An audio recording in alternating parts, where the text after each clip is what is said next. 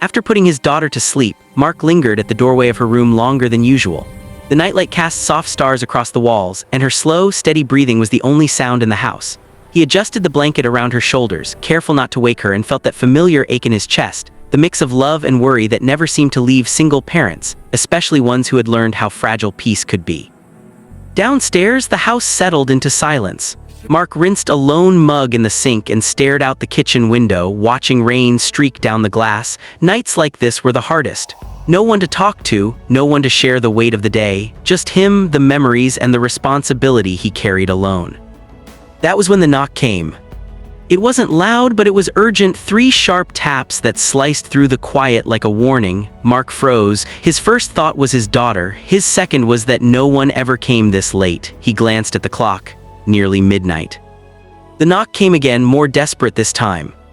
Mark's heart thudded as he moved toward the front door. Every instinct told him to be careful. He checked the locks, peered through the peephole, and felt his breath catch. A woman stood on his porch, rain-soaked, her hair plastered to her face. She kept glancing over her shoulder as if expecting someone to appear out of the darkness at any moment.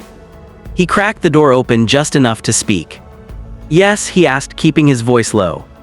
Her eyes met his, wide and trembling. "Please," she whispered, "I just need a minute, I don't know where else to go."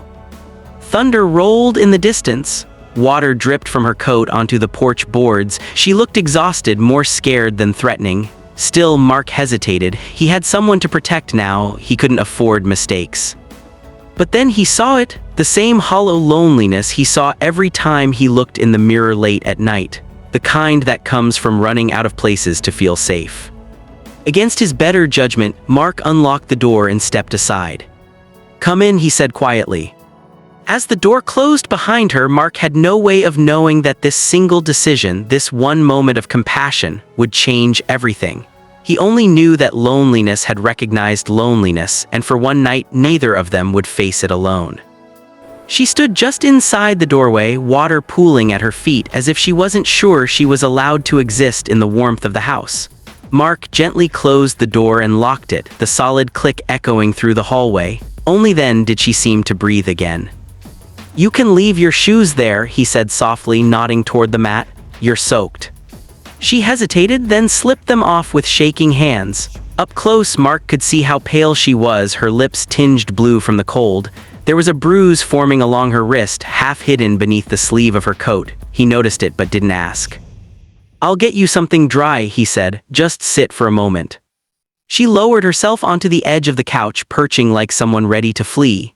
Mark disappeared upstairs and returned with a sweatshirt and an old pair of sweatpants, his from a time when life had felt simpler. When he handed them to her, their fingers brushed. She flinched, then murmured a quiet thank you. In the kitchen, Mark filled the kettle and set it on the stove. The familiar whistle of heating water grounded him. He realized how natural it felt to care for someone again, to do something other than survive. Outside, rain hammered against the windows, wind rattling the trees like bones. The storm felt violent, relentless, but inside the house, something softer was settling. She changed quickly in the bathroom and returned looking smaller, swallowed by the borrowed clothes. Mark handed her a mug of tea, the steam curling between them. "Someone's looking for you," he asked gently. She nodded, wrapping her hands around the cup as if it were the only solid thing in the world.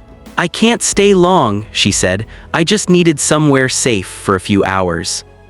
Mark thought of his daughter upstairs, sleeping peacefully, unaware of the danger that sometimes brushed too close to ordinary lives. He should have asked questions. He should have sent her away. Instead, he pointed to the couch. "You can rest here," he said. "No one will bother you tonight." The woman's shoulders sagged with relief. She leaned back, eyes fluttering shut, exhaustion finally winning over fear. Mark sat in the armchair across from her, listening to the storm and the steady rhythm of her breathing. For the first time in years, the house didn't feel empty. It felt purposeful, like it remembered what it was built for. Walls weren't just for keeping weather out, Mark realized. Sometimes they were meant to keep fear at bay.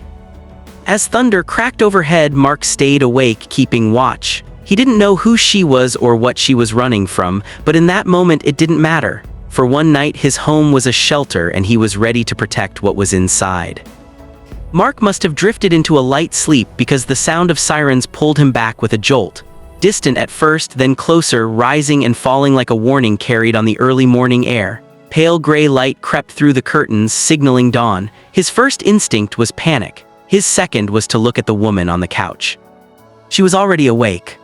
She sat upright, eyes wide, every muscle tense. The mug of cold tea rested untouched on the table beside her. When the sirens grew louder, she flinched as if struck.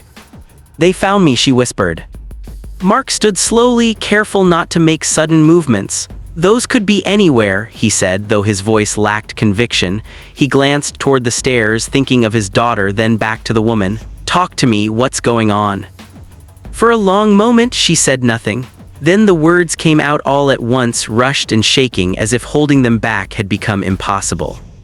"My name is Alina," she said. "I testified against someone who wasn't supposed to be touched. He owned businesses, politicians, police, people who made problems disappear. I worked for him, I saw things, I kept quiet for years." Her voice cracked. "Then someone got hurt, someone innocent. I couldn't live with it anymore." She rolled up her sleeve, revealing fatting fingerprints on her wrist. "They told me I'd be safe, witness protection, new identity, but someone leaked my name. Now they're trying to scare me into disappearing." The sirens faded, but the fear stayed. Mark absorbed her words in silence. This wasn't a misunderstanding. This wasn't a harmless stranger caught in the rain. This was real danger standing in his living room. Every logical thought screamed at him to distance himself, to call someone to get her out, to protect his child. Instead, he felt something unfamiliar settle into his chest. "Resolve." A sudden knock rattled the front door. Alina gasped and stood, backing toward the wall. "That's them," she said. "I shouldn't have come here, I put you at risk." Mark moved without thinking. He stepped between her and the door, his body instinctively forming a barrier. His heart pounded, but his feet stayed planted. "No," he said firmly, "you didn't."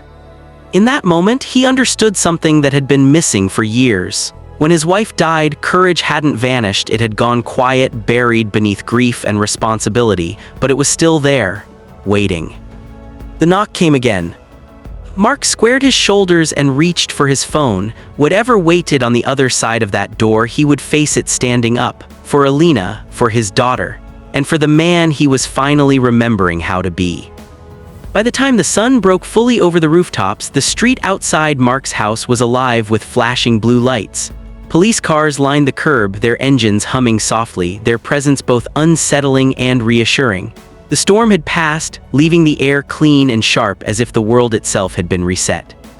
Mark stood just inside the open front door, one arm resting against the frame. Alina spoke quietly with two officers on the porch. She looked different now, steadier, straighter, though the exhaustion still lingered in her eyes. Every so often, she glanced back at Mark, as if anchoring herself to the night that had just ended. One of the officers nodded to Mark. "You did the right thing calling this in," he said. "She'll be safe now, we're relocating her immediately." Alina turned toward him, her eyes shining. "You didn't have to help me," she said softly. "You had every reason not to." Mark shrugged, unsure how to explain what had compelled him. "Sometimes people just need a door to open," he replied. She stepped closer and, after a brief hesitation, wrapped her arms around him in a quick, grateful embrace. "You gave me more than shelter," she whispered. "You gave me time." Moments later, she was guided toward an unmarked car. As the door closed behind her, Alina looked back one last time. Mark raised his hand in a small wave, watching as the vehicle pulled away and disappeared down the street. The quiet that followed was different from the silence of the night before. It wasn't heavy or hollow, it felt earned. Mark closed the door and leaned against it, releasing a long breath he hadn't realized he was holding. Upstairs, he heard his daughter stirring, her small footsteps padding across the floor. He smiled. "Daddy," she called. "I'm here," he answered, his voice steady. He went to make breakfast, sunlight flooding the kitchen as he cracked eggs into a pan. The house felt warmer, fuller, alive in a way it hadn't for years, not because someone else was there now, but because something inside him had changed. For one night, Mark had chosen courage over fear, compassion over caution. He had protected a stranger, yes, but he had also reclaimed a part of himself he thought was lost forever. As he set the table and called his daughter downstairs, Mark understood the truth of it clearly. Saving someone else had reminded him how to live again.